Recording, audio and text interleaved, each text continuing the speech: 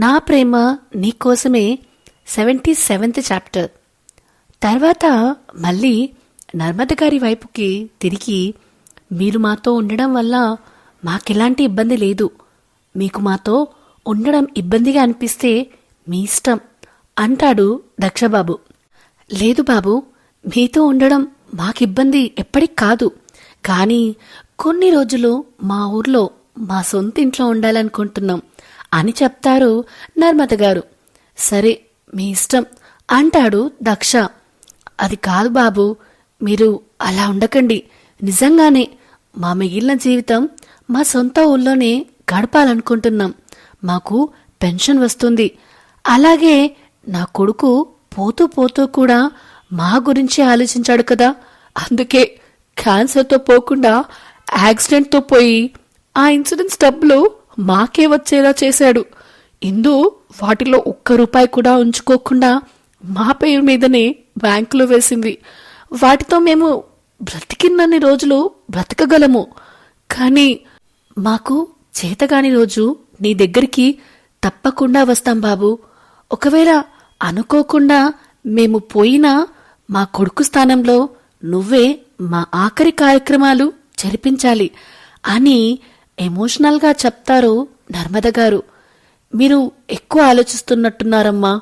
మీకు శివ మాత్రమే కాదు, ఒక కూతురు ఉంది, వాళ్ళ పిల్లలు ఉన్నారు, ఇక్కడ మేము ఉన్నాం, ముఖ్యంగా ఇష్యూ ఉంది. వాళ్ళ మీద ఆశ పెట్టుకునైనా హ్యాపీగా ఉంటాను అంటేనే మిమ్మల్ని ఊరు పంపించే ఏర్పాటు చేస్తాను. లేకపోతే బలవంతంగా అయినా మాతోనే ఉంచుకుంటాము అని దక్ష అనగానే నర్మద గారు సదానందం గారు నవ్వుతారు. సరే మరి నేనింకా ఆఫీస్కి వెళ్తాను అని దక్ష అంటుంటే రాధిక గారు, అల్లుడు గారిని టిఫిన్ చేసి వెళ్ళమని చెప్పవే అని వెనుక నుంచి అంటిస్తారు. అప్పటికే నర్మద గారి మాటలకి కొంచెం ఎమోషనల్ అయిన ఇందు నువ్వే పెట్టుకో అని గదిలోకి వెళ్తుంది. రాధిక గారు, బాబు టిఫిన్ అని అంటే నాకు కొంచెం పనుందాంటీ, తొందరగా వెళ్ళాలి అని ఇష్యూకి బాయ్ చెప్పి వెళ్ళిపోతాడు. ఇందు చాలాసేపు గదిలోనే ఉండిపోతుంది. అలా గదిలో ఉండగానే నర్మద గారు అక్కడికి వస్తారు. ఆవిడని చూసి లేచి నిలబడి, రండత్తయ్య అంటుంది ఇందు. నర్మద గారు బెడ్ మీద కూర్చుని ఇందుని కూడా తన పక్కన కూర్చోపెట్టుకుంటారు. ఏంటత్తయ్య, ఏమైనా మాట్లాడాలా అని అడుగుతుంది నెమ్మదిగా. ఏం చేస్తున్నావు, ఒక్కదానివే ఇక్కడ అని అడుగుతుంది. ఏం లేదత్తయ్య, ఊరికే కూర్చున్నాను అంటుంది ఇందు. పక్కన ఇందు ఫోన్లో శివ ఫోటోలు ఓపెన్ చేసి ఉండడం కనిపించి, శివ గుర్తొస్తున్నాడా అని అంటారు. మర్చిపోతే కదా అత్తయ్య గుర్తు రావడానికి అని కన్నీళ్లు పెడుతూ అంటుంది ఇందు. కానీ మర్చిపోవాలిందు అని నర్మద గారు అనగానే ఆవిడ వైపు అలాగే చూస్తుంది. హా ఇందు, ఇప్పుడు నీ భర్త దక్షబాబు, ఇప్పుడు కూడా నువ్వు శివ గురించి ఆలోచిస్తూ ఇలా బాధపడి ఆ బాబుని బాధపెట్టడం కరెక్టేనా అని అంటారు నర్మద గారు. ప్రేమించిన వాళ్ళని మర్చిపోవడం అంత ఈజీనా అత్తయ్య? అలా మర్చిపోతే వాళ్ళది నిజమైన ప్రేమ అవుతుందా అని అడుగుతుంది ఇందు. మరి దక్షబాబుది కూడా ప్రేమే కదా ఇందు, అతను కూడా అంత ఈజీగా నిన్ను మర్చిపోయి ఉంటాడు అనుకుంటున్నావా? నువ్వు ప్రేమించిన వ్యక్తి చనిపోయినా కూడా నువ్వు ఇంకా తనని మర్చిపోలేకపోతున్నావు. మరి తను ప్రేమించిన అమ్మాయిని ఒకసారి కోల్పోయి మళ్ళీ విధిరాత వల్ల తనే మళ్ళీ అతని భార్యగా మారి ఎదురుగా ఉంటే అతనెలా అతని ప్రేమని మర్చిపోతాడిందు? ఇందు దగ్గర సమాధానం లేక మౌనంగా ఉండేసరికి అప్పుడు ఆ వయసులో అతనికి నిన్ను ఎలాగైనా దక్కించుకోవాలి అనే పంతముండే. ఒప్పుకుంటాను, అది కూడా నీ మీద ప్రేమతోనే. నువ్వు ఎక్కడ దూరమవుతావో అనే భయంతోనే అలా చేశాడు అని ఎందుకు అనుకోకూడదు? సరే, అతనప్పుడు చేసింది తప్పే, ఒప్పుకుంటాను. మరి ఇప్పుడు చేసింది అని అడుగుతారు నర్మద గారు. ఇందుకి అర్థం కాక ఆవిడ వైపే చూస్తూ ఉంటే, ఎవరమ్మా ఈ రోజుల్లో తను ప్రేమించిన అమ్మాయి వేరేవాడిని పెళ్లి చేసుకుని ఒక కూతుర్ని కూడా కన్నాక ఆమె భర్త వచ్చి ప్రాధేయపడ్డాడు అని అతనికి మాట ఇచ్చి తన బాధ్యతలు అతను తీసుకుని ఇంకొకరి కూతుర్ని అతని ప్రాణం కన్నా ఎక్కువ చూసుకుంటారు అని అంటారు నర్మద గారు. ఇందు అలాగే చూస్తూ ఉంటుంది తప్ప ఏమీ మాట్లాడదు. ఇషు దక్షబంధం చూస్తే ఎవరైనా ఇషుని దక్ష కూతురి అంటారు తప్ప దత్తత కూతురు అనుకోరు అని అంటారు. అవన్నీ ఇందుకి కూడా అర్థమవుతూనే ఉన్నా ఇంకా ముందుకు అడుగులు వేయలేకపోతుంది. ఎందుకో. చూడిందు, శివ నీ గతం, దక్ష నీ భవిష్యత్తు. నీ గతం గురించి ఆలోచిస్తూ దాన్ని మాత్రమే మనసులో పెట్టుకుని నీ భవిష్యత్తుని పాడు చేసుకుని అతని భవిష్యత్తును కూడా నాశనం చేయకిందు అని ఇందు చేయి మీద తన చేతిని నిలిపి అంటారు నర్మద గారు. ఇందు అలాగే చూస్తుంటే, నీ ప్రేమను మధ్యలోనే కోల్పోయిన నా కొడుకు మళ్ళీ నీ కడుపున పుట్టి నీ ప్రేమని పొందాలి అనుకుని ఇలా మీ బాధ్యత ఇంకొకరికి అప్పగించాడేమో ఇందు. ఎవరికి తెలుసు, ఆ దేవుడి నిర్ణయం కూడా అదే కావచ్చు అనగానే ఆశ్చర్యంగా చూస్తుంది ఇందు. చూడుందు, ఉన్నట్టుండి ఒకేసారి నువ్వు అబ్బాయితో ప్రేమగా ఉండాలి అంటే కష్టమే, కానీ ప్రయత్నమైతే చేయాలి కదా. ఫస్ట్ నువ్వు అతన్ని నీ భర్తగా అనుకో.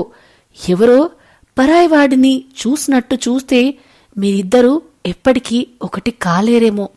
మీ బంధం గురించి ఇష్యూకి ఇప్పుడు అర్థం కాకపోయినా అర్థమయ్యే స్టేజ్ వచ్చి మిమ్మల్ని అడిగితే ఏం సమాధానం చెప్తారు? అందుకే బాగా ఆలోచించి నిర్ణయం తీసుకో. మాకు కార్ అరేంజ్ చేశాడు దక్షబాబు. మేము లంచ్ చేసి ఊరెళ్ళిపోతాం.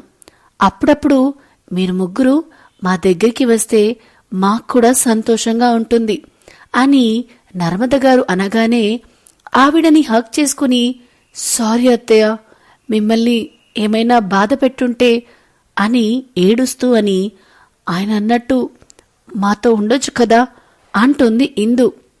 ఉండాల్సిన టైం వచ్చినప్పుడు మీతోనే ఉండక ఎక్కడికి పోతాము?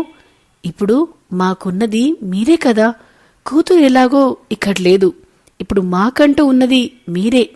కాబట్టి మిమ్మల్ని దూరం చేసుకునే ఉద్దేశం మాకు లేదులే అని ఇందు కన్నీళ్లు తుడిచి, పద కాసేపు బయటికి, అల్లుడు టిఫిన్ కూడా తినకుండా పోయాడు అని మీ అమ్మ మొహం అప్పటినుంచి ముడుచుకునే ఉంది అని నర్మద గారు అనగానే ఇందు నవ్వేస్తుంది.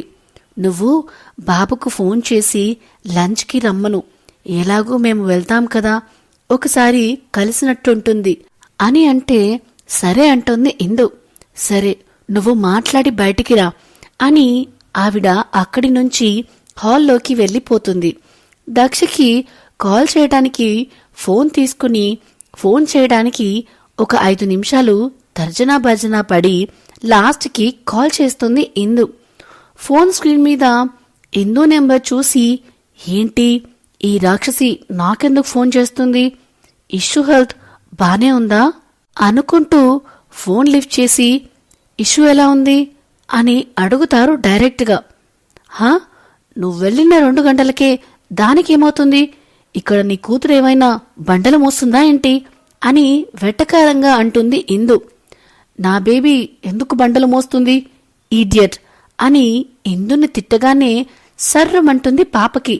ఓయ్ ఏంటి, తనేదో నీ ఒక్కడికే కూతురు అయినట్టు మాట్లాడుతున్నావు, తను నాకు కూడా కూతురే, గుర్తుపెట్టుకో అంటుంది యాటిట్యూడ్గా. చిత్తం మేడం అని వెటకారంగా అని, ఇంతకీ ఎందుకు కాల్ చేశారో తమరు అంటాడు. అతని మాటల్లో వెటకారం తెలుస్తూ ఉన్నా ఇంకా పెంచొద్దని, అత్తయ్య వాళ్ళు వెళ్ళిపోతున్నారు కదా, నువ్వు లంచ్కి వస్తే నిన్ను కూడా కలిసి వెళ్ళిపోతారంట అని చెప్తుంది ఇందు. ఓకే అని చెప్పి కాల్ కట్ చేసేస్తాడు బాబు. కట్ అయిన ఫోన్ను చూస్తూ, ఎంత పొగరు వీడికి, అందరూ ఏదో ఉత్తముడిని చూసినట్టు చూస్తున్నారు కానీ దగ్గరగా చూస్తే తప్ప తెలియదు వీడి గురించి అనుకొని శివ మళ్ళీ నీ కడుపులో పుడతాడు అని నర్మద గారి మాటలు గుర్తొచ్చి పొట్ట మీద చేయి పెట్టుకుని, నిజమేనా శివ? మీరు అలా ఆలోచించే మా బాధ్యత తనకి అప్పగించారా? ఒకవేళ మీరు పుడతారని అతనికి నేను దగ్గర అయితే నా అంత సెల్ఫిష్ ఇంకెవరూ ఉండరేమో కదా అని ఒక విరక్తి నవ్వు నవ్వుకుంటుంది. నర్మద గారు పిలవగానే హాల్లోకి వెళ్తుంది. కాసేపు ఇష్యూ ఇంకా ఇందు రాధిక వాళ్ళతో కూడా టైం స్పెండ్ చేసి లంచ్కి కూర్చుంటారు. తిన్నాక బయలుదేరదామని నర్మద వాళ్ళు. అప్పుడే దక్ష కూడా వస్తాడు లంచ్ కోసం. రండి బాబు అని విష్ణుగారి పిలిస్తే హ్యాండ్ వాష్ చేసుకుని వచ్చి వాళ్ళతో జాయిన్ అవుతాడు. తిన్నాక కాసేపుండి ఇంక మేము బయలుదేరుతాము అని వాళ్ళు లేస్తే, మీకెప్పుడు ఏ అవసరం వచ్చినా మీకు ఈ కొడుకున్నాడని గుర్తుపెట్టుకోండి అమ్మా అని చెప్తాడు దక్ష. హా బాబు అని చెప్పి ఇష్యుని ఎత్తుకుని ముద్దు చేసి, అప్పుడప్పుడు మమ్మల్ని చూడ్డానికి రా బంగారం అనగానే వస్తానానమ్మా అంటుంది బుడ్డది. ఆ ముద్దు మాటలకి ఇష్యుకి ముద్దులు పెట్టి కార్లో కూర్చొని అక్కడి నుంచి వెళ్ళిపోతారు. సో ఇదేనండి నా ప్రేమ నీకోసమే 77th చాప్టర్. ఇప్పుడైనా ఇందులో మార్పు వస్తుందా లేక ఆల్రెడీ వచ్చేసిందా? ఇలాంటి అప్డేట్స్ అని మీరు తెలుసుకోవాలంటే ముందుగా మన channel the novel whisperer with విన్యాని సబ్స్క్రైబ్ చేసుకోండి. అన్నిటికంటే ముందు ఈ వీడియో గనుక మీకు నచ్చినట్టయితే please like, share and comment చేయడం మాత్రం మరవకండి. Thank you.